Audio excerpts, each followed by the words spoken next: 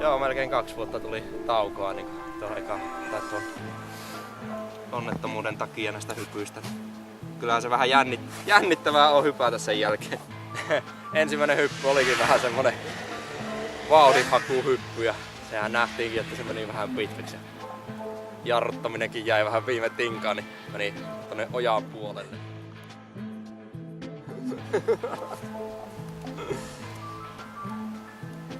Jännittikö se niin vituusti? No eihän se nyt hirveesti. No ei, paskaa puhuu. Jännittihän se totta kai.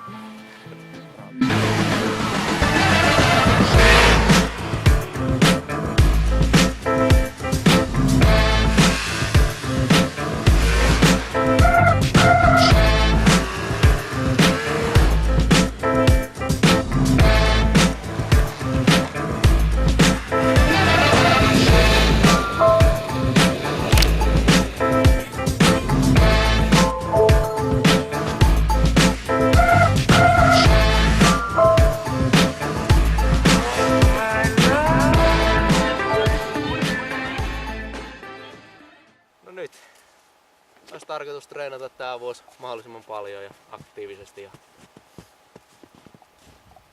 saada uusia temppuja harjoiteltua ja vanhatkin sillä, että ne lähtee hyvin. Itse asiassa treenata vaan mahdollisimman paljon.